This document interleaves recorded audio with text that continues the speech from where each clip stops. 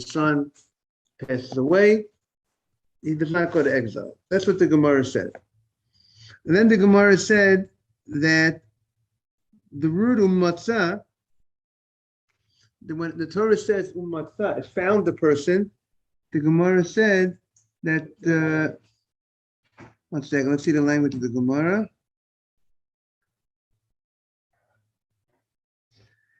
The Gemara said to Rav Ada Bar Abba says to Rava, wherever the Torah says, good morning, Dr. Navid, the word asher, right? The Gemara says, how do we know that the action of the Torah, the case of the Torah, when the person killed the other person unintentionally, was a voluntary type of act? It was not a mitzvah. You weren't involved in a mitzvah. So the Gemara says the way we know that you weren't involved in a mitzvah was because the Torah uses the word asher, that you came into the forest. The word that would indicate something that you voluntarily, that you decided to go there.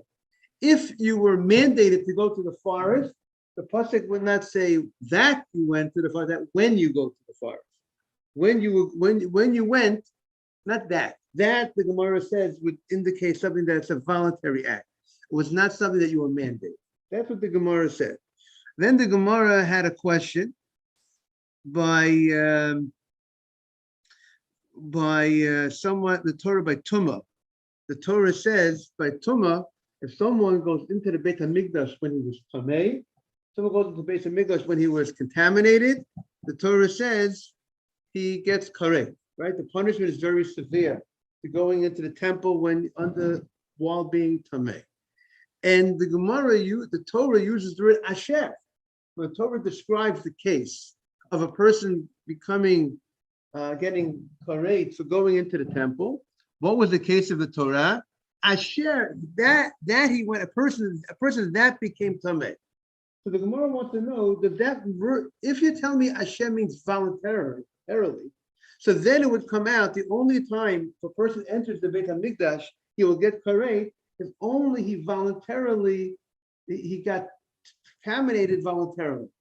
But if he got contaminated not voluntarily, if he got contaminated because the Torah mandated him to get tamei, let's say we said if someone passed away on the road, there's no one to take, and you have to take care of him, there's a mandate on that case that he has to go ahead and make himself tamei, right?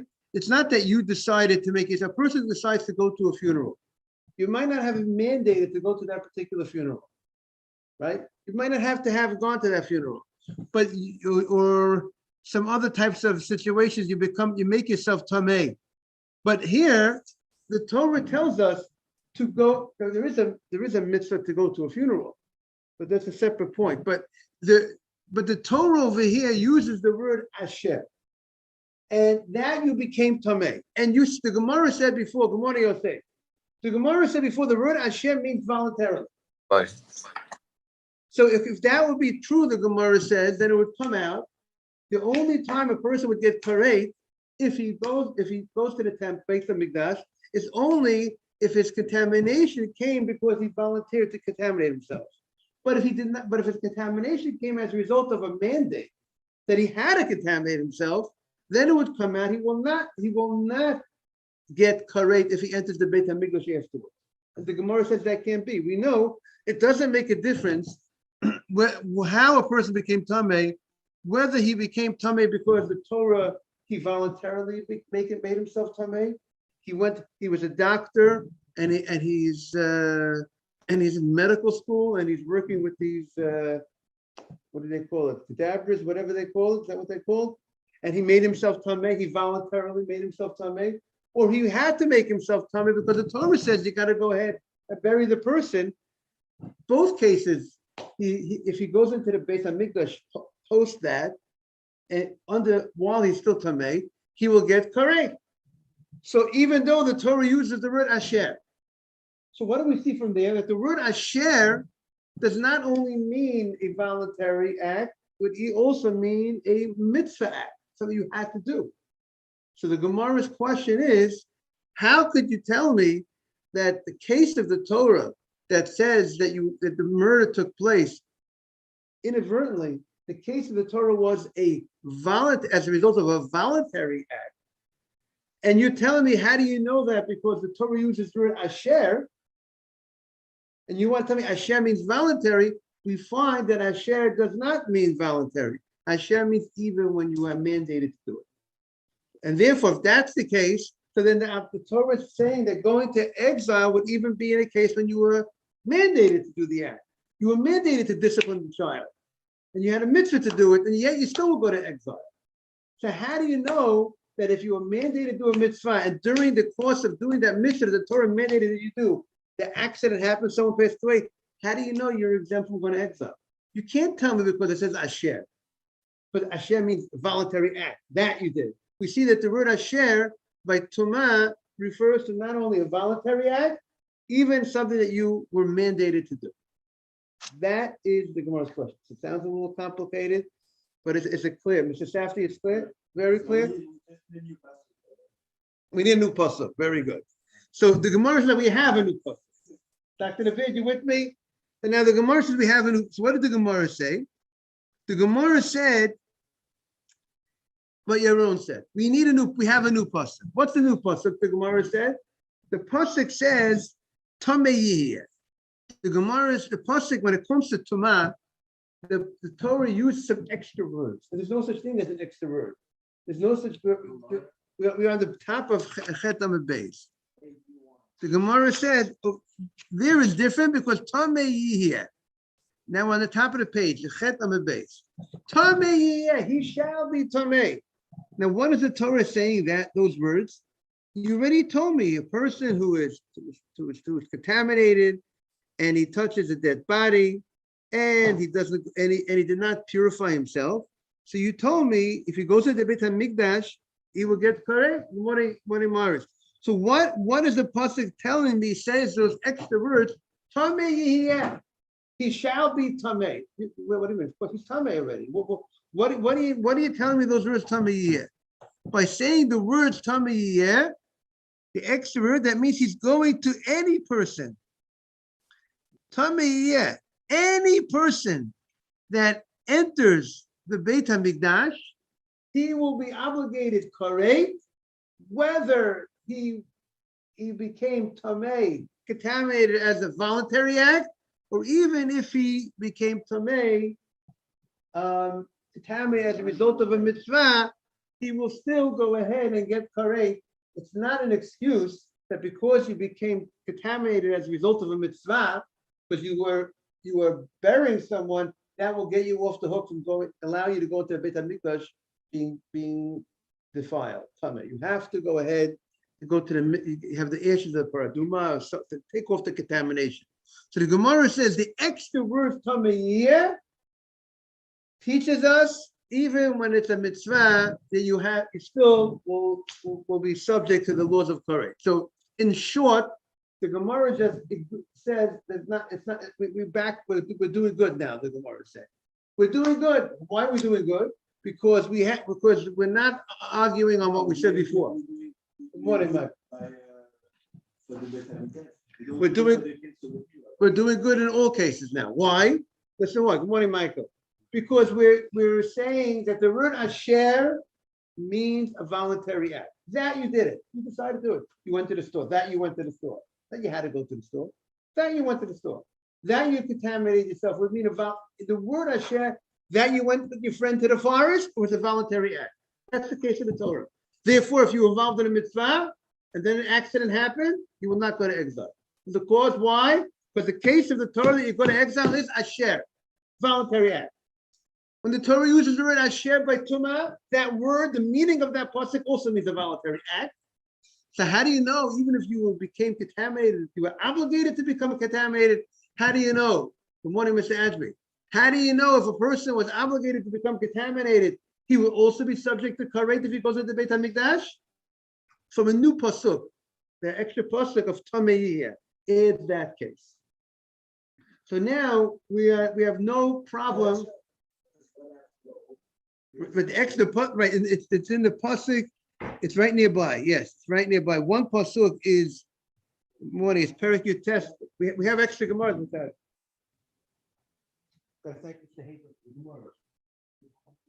Um, so we have two psukim. We have one pasuk in Bamidbar, chapter 19, verse 13. That's one pasuk, and we have another pasuk, pasuk tes. We're a few psukim. One's pasuk chaf, and one's they're in the same. They're right in the same area. They're in the same area. So we have more Gemara. Very good. Okay, so the Gemara now we're up to now on Chet Amud Beis is the Gemara says Hahu, the top line of the page. There we have the top line of the page. Hahu mebayale. We need that. By the way, I have an extra Gemara. 1 second.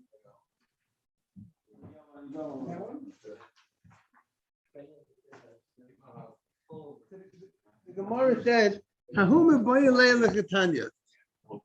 the Gemara says we need the pasuk tamiyah to tell us something else. And the Gemara says if we need it for something else, we can't double dip.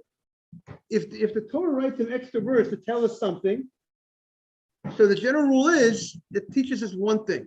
The same pasuk, the same word, it's not coming to teach us two things. It's one thing. Each thing has it. You learn out one thing from one thing, two things. Everything. We generally don't use the same pasuk tell us two things unless it's two different words.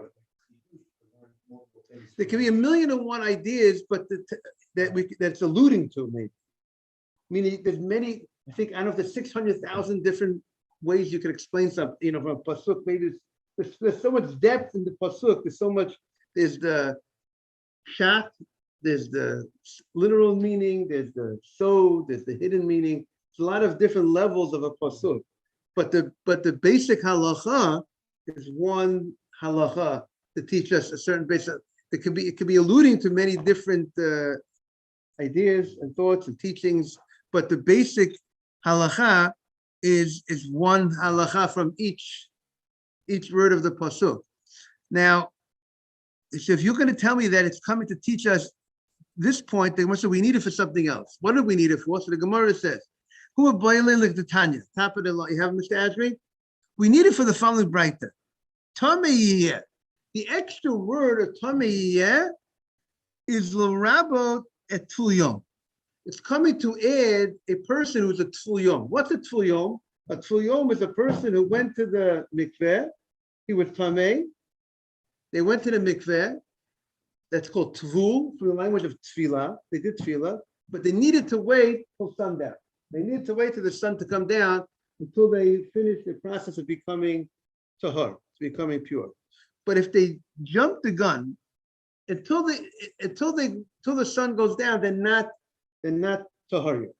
Then even though they went to the mikveh, they had to go wait till the sun goes down. So if they went into the Beit HaMikdash, even though they already went to the mikveh, still, if they go into the Beit HaMikdash, at that time, before the sun came down, it will be subject to karet. It was subject to such a serious punishment, karet, because they did not, the status of the tumah was not removed completely. And that's what the Torah teaches. The case of the Torah, when the Torah writes it outright, without this extra pasuk, the Torah said the person was in contact with a dead body, which is a much higher level tumah. But the extra word of tamei even tells us that even if it wasn't such a high level tumah, even if it wasn't a level that he contaminated with a dead body, still he gets karet. If he went to the mikveh and he did not wait till the sun to come down, so he's still tamei. And at that point, he entered the Beit HaMikdash, he will go ahead and be subject to karet. So the Gemara says, so how could you tell me that the tamei is coming to teach us, even someone who contaminated himself as a result of a mitzvah is subject to karet, if you're using the tamei for something else? That's the Gemara's question. If the word tamei is coming to teach us something else, so it's not coming to teach us that. And if it's teaching us the law of a tful yom, that if a person was contaminated and he did not wait for the sun to come down, so then you can't use it to tell us if a person was mandated to become tameh, that he also is subject to kareh. If let's say he was a maintenance father with a dead body on the road, the Torah mandates you to become contaminated. How do you know that if he subsequently goes into the Beit HaMikdash that he would get kareh? Since the Torah's case is asher, the Torah's case was you voluntarily went became contaminated. So that's the Gemara's question.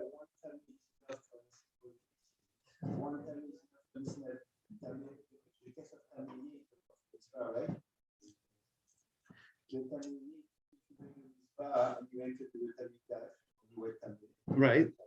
But how do we know Tzul Yom? If you're using it for that, once you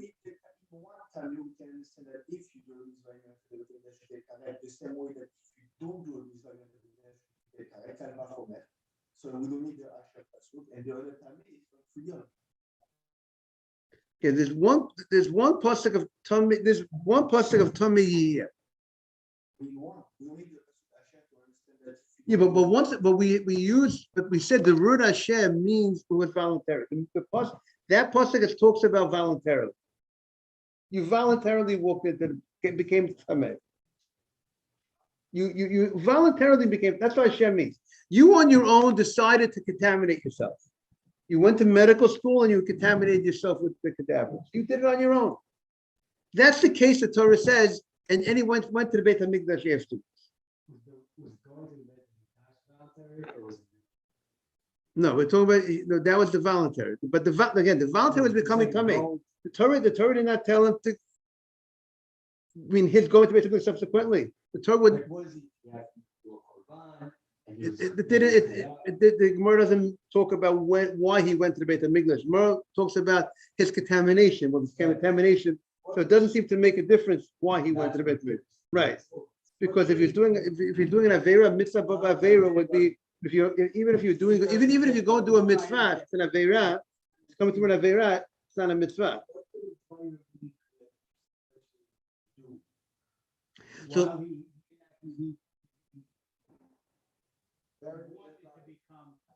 Right. You're burying a dead body who was on the street. Right. So, right. He's chayav to bury. Right. So the question is, if he now after that, right, would he be subject to kareh? Correct. Right. Because we won't give a person kareh unless the Torah doesn't, unless he knew it willingly. Kareh to be cut off from the next world is only b'meizin. It's only intentionally. There's no punishment of kareh or any punishment from the court. It's not, whether it's lashes, whether it's death, it's never done when unintentionally. The only thing the type of punishment we give a guy who does something unintentionally, we could punish him sometimes with money matters. Unintentionally, your car hit into someone else's car, you have to pay for it. Unintentionally, person desecrated the Shabbat, he brings a korban, brings offering. But no lashes, no other type of punishment, like that type of punishment for something done inadvertently. So if we say he gets karet, gets cut off from the next world, that means he did it willingly. Yes. Was there someone outside of the and said,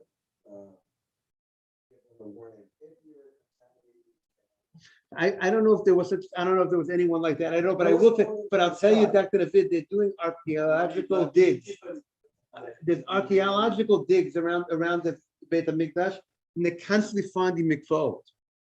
They're finding a lot of mikvaot, all that area. Everybody was going constantly to the mikveh. So this was like the norm, it's like, it's a norm. Mikveh was the norm. Yeah. I don't know about after the korban, but you have to make sure you tar before you go in. After you did the korban, it's not so important. The point is to make sure you go in. You have to be tahar when you go in. Has many times.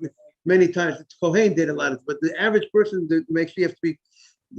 That's why there is in halacha they bring down before every Yom Tov. There's a concept to go to the mikveh erev Yom Tov, erev Pesach, erev Sukkot, erev Shavuot. Why? You got to be careful. You got to make sure they went to the mikveh before when they brought the korban on the Yom Tov. There's a mitzvah every Yom Tov to go to the Beit HaMikdash and to bring a korban. And they had to make sure they were what? Tahor. They had to go and make sure they went into the mikveh. So therefore, to commemorate that, there's a mitzvah to go Erev Yom Tov to the mikveh before Yom Tov. There are some people that go to the mikveh just Erev Yom Tov and Erev Rosh Hashanah and Erev Yom Kippur 5 times a year. There's some people that go to the mikveh because of that idea. Okay? So the Gemara says also, and the Gemara says we have another pasuk. The Gemara says, "Tumata bo," the second line from the top. The tumah is in him. What is that pasuk telling us? Also some extra words, and again, there's no such thing as an extra word or an extra letter. The rabot mechusa kippurim. It's coming to include someone who is missing kippur. What does it mean he's missing? He's missing Yom Kippur? No, doesn't mean anything. He's missing atonement, a karban. That means there are certain people that not only they go to the mikveh, but there's certain types of tumah that they have to go ahead and that requires a korban. It's a higher level tumah. It's a higher level contamination. A lady who gives birth, she has to go ahead and, or someone with a leprosy, someone has leprosy. So there's tumah. There's contamination that's connected with this process.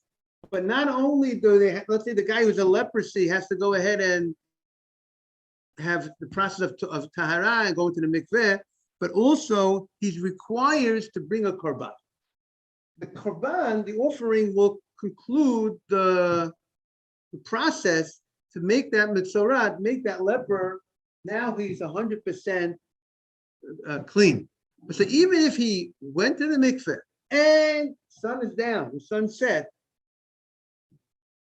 as long as he did not bring that korban yet, he didn't finish, there's a menu that he needs to finish. He didn't finish the menu of bringing the korban.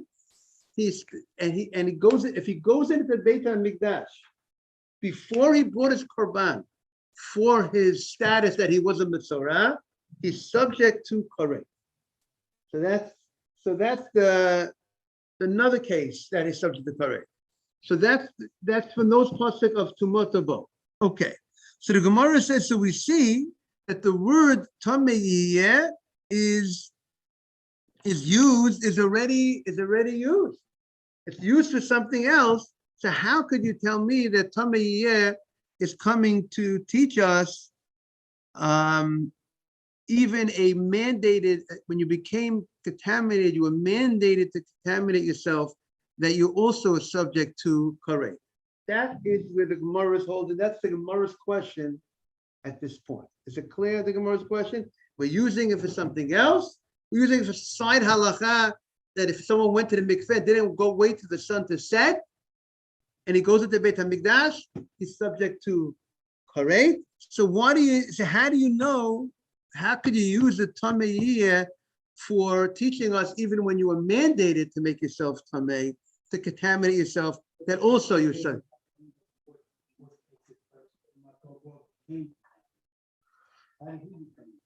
So in which case, Mr. Asbury? Of Tumas Abo. Yeah, Tumas. Yeah, the Gemara, right? So also it would also depend. Very good. It would also depend whether it was voluntary or not. So if it was, meaning the words of the pasuk is asher, which the Gemara says asher means voluntary. So if that's the case, the word, anytime you write the word asher, certain words have certain meanings. The Gemara says asher means it was voluntary.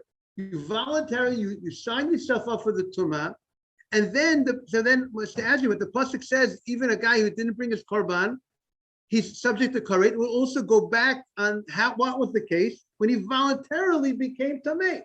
So back to the drawing board. How do you know, even when you're mandated to become tameh, that you would also be subject to this punishment? So the Gemara says, Amalei, Ana me'od ka'amina. You see, the words of the pasuk is, the pasuk says, Od tumata bo. And the word od the extra word owed, that extra word owed is teaching me when I said that even when you're mandated to go to contaminate yourself, you will be subject to this law of karet if you go into the Beit HaMikdash, even though the circumstances that you were told to, the circumstances were under, you are obligated to make yourself contaminated. I learned that from the word owed. I'm not learning it from the word tamei yet. I'm saying I'm learning from the word owed, and that extra word owed is teaching me owed. It's still owed. You're still considered tamei. You're still considered subject to these laws if you were contaminated, even when you were mandated to become contaminated. You were doing a helping of dead body and burying a dead body, but the oath still, his tumah is in him, even in such a circumstance, and you would be subject to karet if you go into the Beit HaMikdash under such a circumstance. So the Gemara now ends this point. The Gemara says we found the Aron, another pasuk. So now we're covered on all bases. The word asher means voluntary. Therefore, when it comes to exile, the case of the Torah is asher yavo et re'eu bayad. You came into the forest, asher, you voluntarily came in. But if you were mandated to come into the forest, so to speak, if you would be mandated to do this act, if you were, like for instance, a parent is mandated to rebuke their son, that you will not, and then if the son dies as a result of that you will not have to go to exile. Because the case of the Torah, that Torah said you go to exile, is when the death happened as a result of a non-mitzvah activity. But if the father's teaching his son, or a rabbi teaching his student, and the rabbi was a little strong with the kid. Again, it couldn't have been if the rabbi was or the father was overly negligent. Then, of course, you won't go. Then going to exile would not even been enough. Talking about under the normal circumstances that the child died as a result of that discipline. The case of the Torah that he goes to exile is only when it's a voluntary case. You're involved in a voluntary activity. If you're involved in a mitzvah activity, you will not go to exile. And so we would have said by Tumah, the case of Tumah, we would have said it also used the word asher. You would have said that the case of God. But now that the Torah wrote extra word, teaches even when it's not a voluntary act, even when you were involved in contaminating yourself because you had to contaminate yourself, still you're subject to karet if you go into the Beit HaMikdash. So that's how the Gemara, at this point, we're covered on all bases. So now the Gemara says, Ikadamasila aho. There are those, we're 4 lines from the top in the Hebrew side. This discussion that we had early in the Gemara regarding in connection to the story of Galut, of exile, some have this discussion regarding a different issue, totally different issue. Not regarding Galut, not regarding exile. The discussion that the Gemara had before was regarding a different case. What was the case? The Torah says they're in Shemitah. We're now in a Shemitah year, everybody, right? You go to Israel today, you'll see that the land is, they're in the religious places or the places that are keeping Shemitah, they're not working the land. They're not plowing. They're not harvesting the normal way. You need to, like Tishbot is for like Shabbat. You have to rest on the Shemitah year. The Torah says, and because the Jewish they did not keep this mitzvah, that led to going into exile, the Jewish community back in the first Beis HaMikdash, because the people did not keep it. Not enough people kept it as much as they should have. So the Torah says, you should not plow, and you should not harvest. But we all know that everybody, the food in the land, whatever's in the land is open territory. Anybody could go in and take it. So when the Torah says you can't katsir means the normal type of harvesting, the normal type of cutting with the normal type of instruments, the sick or whatever the normal instruments that are, and cutting a certain amount. That's the restriction. You want to take off, you want to cut not with the normal way, and I think less than whatever a small amount, that's not a problem. That's not the ksira. It's not the ksira, that's not the harvest that Torah is talking about. Harvesting is talking about a certain amount and in the normal way of harvesting. That's forbidden during the Shemitah. So the Shemitah is forbidden to harvest, to cut ksira. It's also one of the melachot on Shabbat. You can't go ahead and cut stuff off the tree on Shabbat, and you can't plow. So these words, now the pasuk here, when you look at the pasuk, it's not, you see the language of the pasuk, it says, Sheshet Yamim Ta'avo, 6 days you shall work, Uvayom HaShvi'i Tishbo. On the 7th day you shall rest, Becharish Umakot Tishbo. You shall rest from harvesting, from plowing and harvesting. The question is, what does this pasuk refer to? Is it referring to Shabbat? Sheshet Yamim is referring to Shabbat, or Sheshet Yamim is referring to 6 years of Shemitah. So that's going to be a machloket in this Gemara. The first opinion, Rabbi Akiva says, it's referring to Shemitah. Because if it's referring to Shabbat, why should the Torah just focus on plowing, harvesting? These are main things that we deal with Shemitah. These are some of the main agricultural malachot. When you talk about Shemitah, working the land, so it makes sense you would focus on the plowing, the harvesting. But when you talk about Shabbat, it's not just about plowing, harvesting. What about building? You can't build on Shabbat. You can't write on Shabbat. You can't cook on Shabbat. There's a lot of things on Shabbat. If it's referring to Shabbat, it wouldn't be just focusing on these two issues. And the fact that it says these two issues specifically, we're referring to the Shemitah. So it's fascinating that it's referring to Shemitah, and the Torah refers to it 6 days, means 6 years. We find also in the Torah that the word Yomim could mean a year. Like Yomim Tegulato, you have a year to redeem. Certain things, you have 1 year, referred to as Yomim. And yes, and so it's interesting that the Torah, now the obvious question is, why does the Torah, according to Rabbi Akiva says the word Sheshet Yamim Ta'avo, Uvayom HaShvi Tishbo. And this pasuk is not referring to Shabbat, it's referring to Shemitah, which we know we have the similar pasuk on Shabbat. Sheshet Ta'avo V'Sikom Lachtecha, V'Yom HaShvi Shabbat LaHashem Elokecha. So why is it that the Torah referred to the years in this unusual language, referred to as Yomim? Is that a good question? Yes. Everyone buys the question? You're referring to Shemitah, you're referring to 6 years. Why use words that are not clear?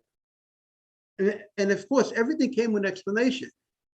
There's a Torah Sheba'al Peh. God gave an explanation to what the words mean, which is the explanation, which is, according to Rabbi Akiva, it means 6 days means 6 years.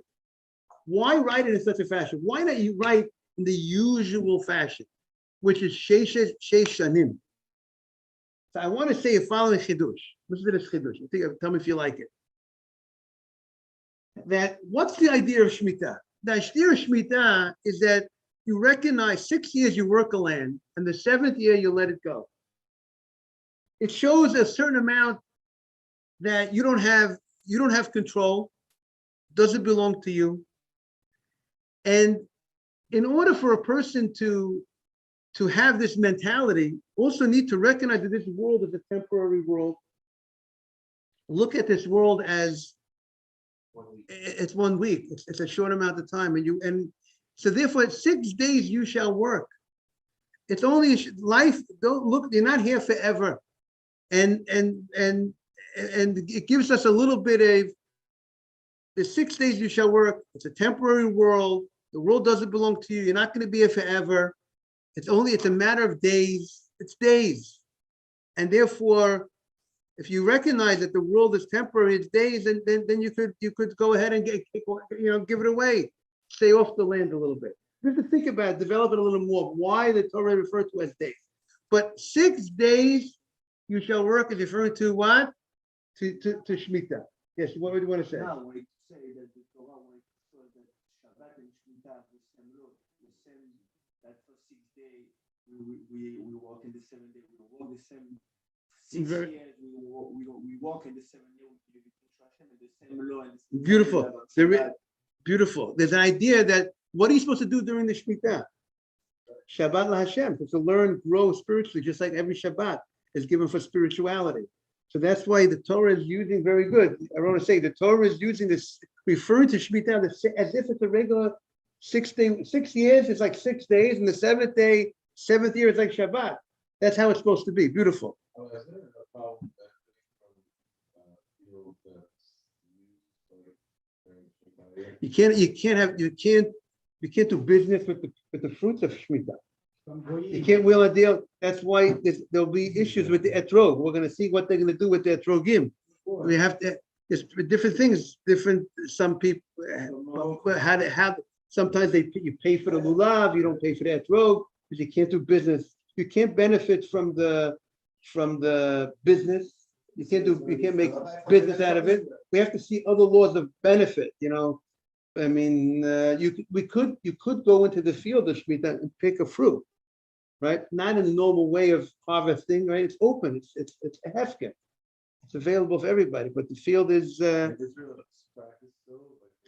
many. The religious farmers practice Shemitah, and there's been a wave of trying to encourage the non-religious farmers to keep Shemitah. Therefore, their organization that. The chayav to keep it. The question is whether the obligation is biblical, rabbinic, but they're definitely obligated to keep Shemitah today. The question is what level obligation, whether it be biblical or rabbinic, would be, but they're definitely obligated to keep Shemitah. So the question is if we don't have the Beit HaMikdash and that type of thing. No, okay, but there's certain laws. Very good, but there's certain good. Very good. There's certain.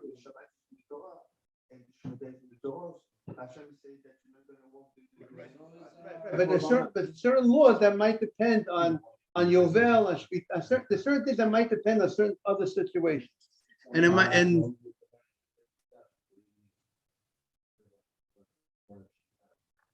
right. But so we have to see what will be the reason for those opinions that it might not be Min Torah. Question, what would be the logic behind it? Again, many say it's Min Torah today, right? There seems to be this different opinions. Okay, so the Gemara says. So the Gemara says the following: B'charish u'bakota tishbot. Now, Rabbi Akiva says a new halacha. We're going to end with this point. It's something called tosfot shmita, shvius. Not only you're not allowed to do work and plow and harvest during the Shemitah year, something called before the Shemitah and post the Shemitah. If it's connected to the Shemitah, if plowing that will benefit, if you plow, let's say 30 days before Rosh Hashanah, the month of Elul, you already can't plow. You can't plow the land. You have to add to the Shemitah. Because if you're plowing in Elul, the month before the year of Shemitah happens, your plowing that you will plow will benefit the Shemitah year. So that's also the Torah is forbidding, you have to add to Shemitah. We have a similar thing by Shabbat. Tosefet Shabbat. You're supposed to add to the Shabbat.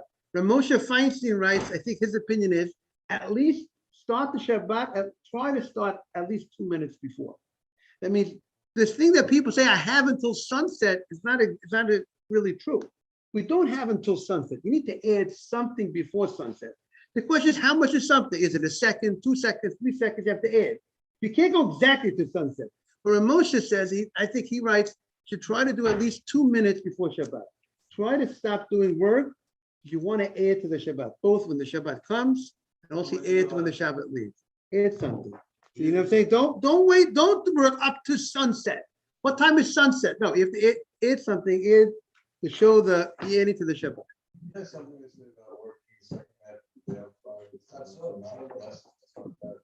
There is discussion about that.